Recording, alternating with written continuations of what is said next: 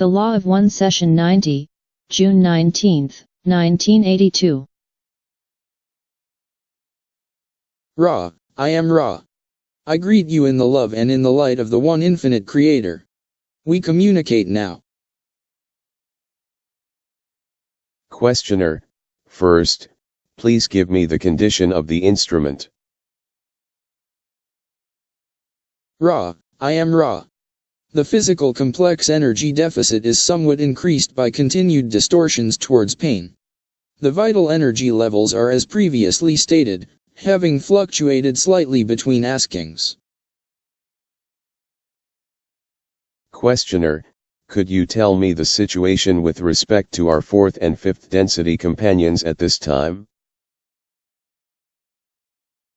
Ra, I am Ra. The fourth density league of companions accompanies your group. The fifth density friend, at this space/time nexus, works within its own density exclusively. Questioner, by what means do these particular fourth density entities get from their origin to our position? Ra, I am Ra. The mechanism of calling has been previously explored. When a distortion which may be negatively connotated is affected, this calling occurs.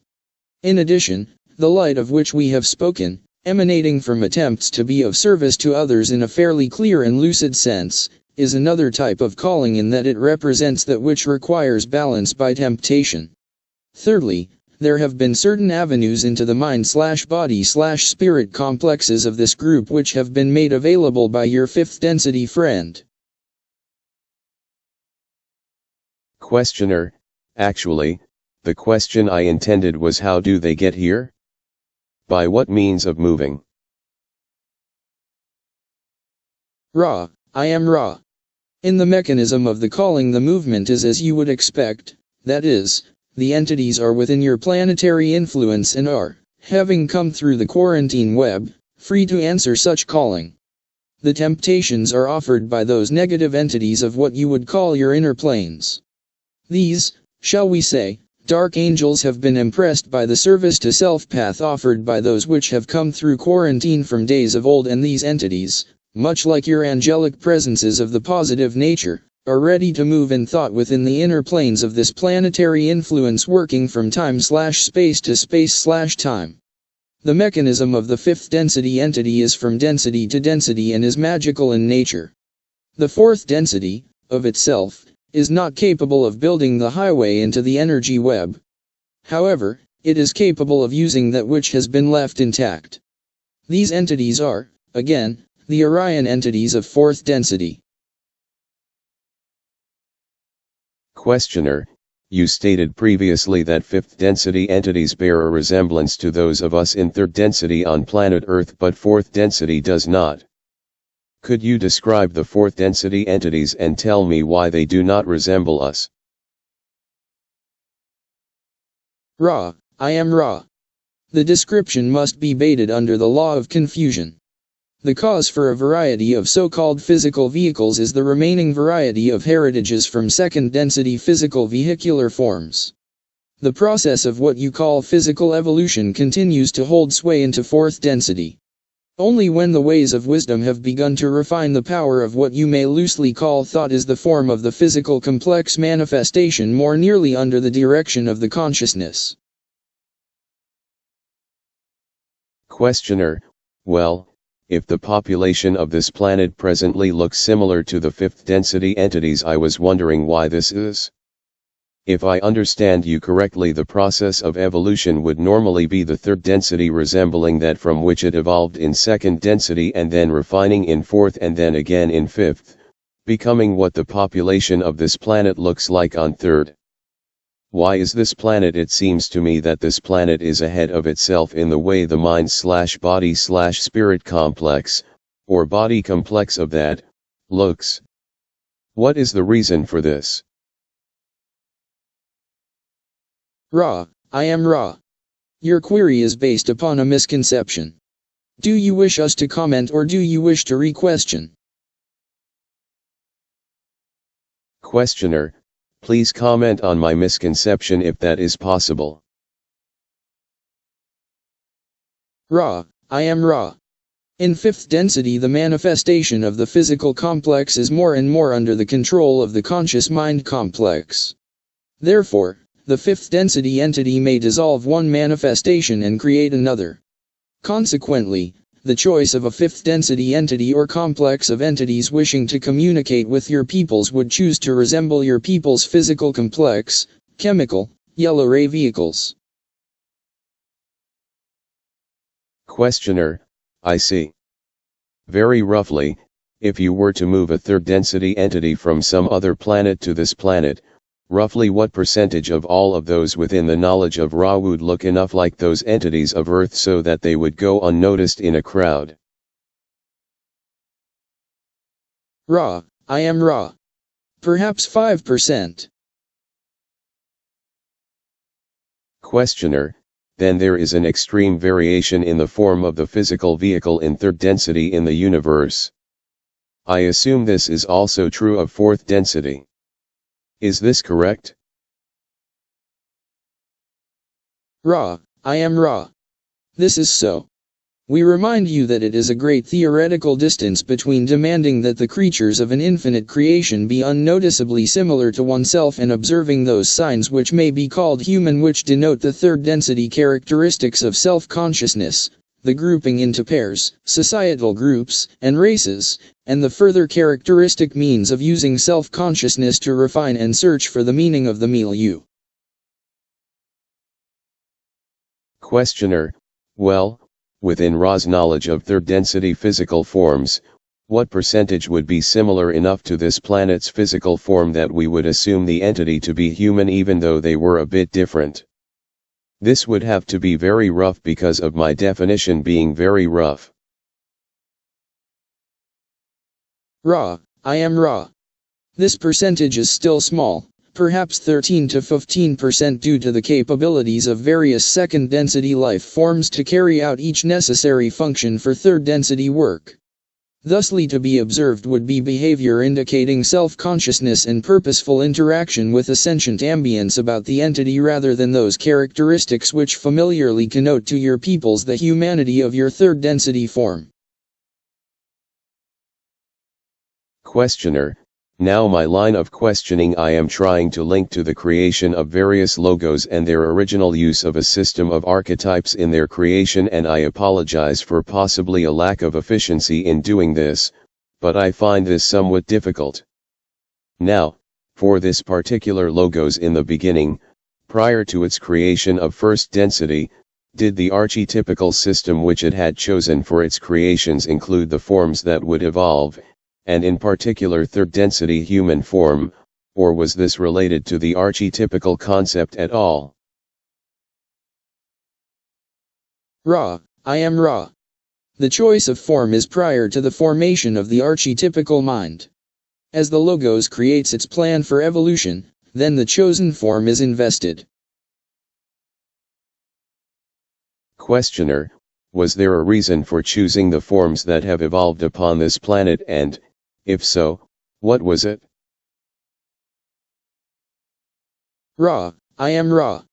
We are not entirely sure why our logos and several neighboring logoi of approximately the same space/time of flowering chose the bipedal, erect form of the second density apes to invest. It has been our supposition, which we share with you as long as you are aware that this is mere opinion, that our logos was interested in, shall we say, further intensifying the veiling process by offering to the third density form the near complete probability for the development of speech taking complete precedence over concept communication or telepathy. We also have the supposition that the so-called opposable thumb was looked upon as an excellent means of intensifying the veiling process so that rather than rediscovering the powers of the mind, the third density entity would, by the form of its physical manifestation, be drawn to the making, holding, and using of physical tools. Questioner, I will guess that the system of archetypes then was devised to further extend these particular principles. Is this correct? Ra, I am Ra. The phrasing is faulty. However, It is correct that the images of the archetypical mind are the children of the third density physical manifestations of form of the logos, which has created the particular evolutionary opportunity.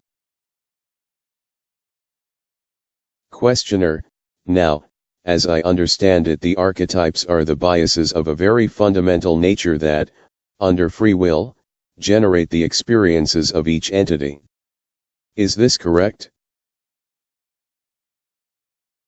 Ra, I am Ra. The archetypical mind is part of that mind which informs all experience. Please recall the definition of the archetypical mind as the repository of those refinements to the cosmic or all mind made by this particular logos and peculiar only to this logos. Thus it may be seen as one of the roots of mind, not the deepest but certainly the most informative in some ways. The other root of mind to be recalled is that racial or planetary mind, which also informs the conceptualizations of each entity to some degree. Questioner: At what point in the evolutionary process does the archetypical mind first have effect upon the entity? Ra, I am Ra. At the point at which an entity, either by accident or design, reflects an archetype, the archetypical mind resonates. Thusly, random activation of the archetypical resonances begins almost immediately in third density experience. The disciplined use of this tool of evolution comes far later in this process. Questioner: What was the ultimate objective of this logos in designing the archetypical mind as it did? Ra, I am Ra. Each logos desires to create a more eloquent expression of experience of the creator by the creator. The archetypical mind is intended to heighten this ability to express the creator in patterns more like the fanned peacock's tail, each facet of the creator vivid, upright, and shining with articulated beauty. Questioner: Is Ra familiar with the archetypical mind of some other logos that is not the same as the one we experience? Ra, I am Ra. There are entities of Ra which have served as far wanderers to those of another logos. The experience has been one which staggers the intellectual and intuitive capacities, for each logos sets up an experiment enough at variance from all others that the subtleties of the archetypical mind of another logos are most murky to the resonating mind, body, and spirit complexes of this logos. Questioner: There seems to have been created by this logos, to me anyway, a large percentage of entities whose distortion was toward warfare, in that we had the Maldek and the Mars experience and now Earth. It seems that Venus was the exception to what we could almost call the rule of warfare. Is this correct, and was this envisioned and planned into the construction of the archetypical mind, possibly not with respect particularly to warfare as we have experienced it, but to the extreme action to polarization in consciousness? Ra, I am Ra. It is correct that the logos designed its experiment to attempt to achieve the greatest possible opportunities for polarization in third density. It is incorrect that warfare of the types specific to your experiences was planned by the logos. This form of expression of hostility is an interesting result which is apparently concomitant with the tool-making ability. The choice of the logos to use the life form with the grasping thumb is the decision to which this type of warfare may be traced. Questioner: Then did our logos hope to see generated a positive and negative harvest from each density up to the sixth, starting with the third, as being the most efficient form of generating experience known to it at the time of its construction of this system of evolution? Ra, I am Ra. Yes. Questioner: Then built into the basis for the archetypes is possibly the mechanism for creating the polarization in consciousness for service to others and service to self. Is this, in fact, true? Ra, I am Ra. Yes. You will notice the many inborn biases which hint to the possibility of one path's being more efficient than the other. This was the design of the logos. Questioner, then what you are saying is that once the path is recognized, either the positive or the negative polarized entity can find hints along his path as to the efficiency of that path. Is this correct? Ra, I am Ra. That which you say is correct upon its own merits, but is not a repetition of our statement. Our suggestion was that within the experiential nexus of each entity within its second density environment and within the roots of mind there were placed biases indicating to the watchful eye the more efficient of the two paths. Let us say, for want of a more precise adjective, that this logos has a bias towards kindness. Questioner, then you say that the more efficient of the two paths was suggested in a subliminal way to second density to be the service to others path. Am I correct? Ra, I am Ra. We did not state which was the more efficient path. However, you are correct in your assumption, as you are aware from having examined each path in some detail in previous querying. Questioner, would this be the reason for the greater positive harvests? I suspect that it isn't, but would there be logoi that have greater negative percentage harvests because of this type of biasing? Ra, I am Ra. No. There have been logoi with greater percentages of negative harvests. However, the biasing mechanisms cannot change the requirements for achieving harvestability either in the positive or in the negative sense. There are logoi which have offered a neutral background against which to polarize. This logos chose not to do so but instead to allow more of the love and light of the infinite creator to be both inwardly and outwardly visible and available to the sensations and conceptualizations of mind/body/spirits undergoing its care in experimenting. Should be mind/body/spirit complexes, presumably. Questioner, were there any other circumstances, biases, consequences, or plans set up by the logos other than those we have discussed for the evolution of its parts through the densities? Ra, I am Ra. Yes. Questioner, what were these? Ra, I am Ra. One more, that is, the permeability of the densities so that there may be communication from density to density and from plane to plane or subdensity to subdensity. Questioner, then as I see the plan for the evolution by this logos, it was planned to create as vivid an experience as possible but also one which was somewhat informed with respect to the infinite creator and able to accelerate progress as a function of will because of the permeabilities of densities. Have I covered accurately the general plan of this logos with respect to its evolution? Ra, I am Ra. Accepting the actions of the unmanifested self and the actions of self with other self, you have been reasonably thorough.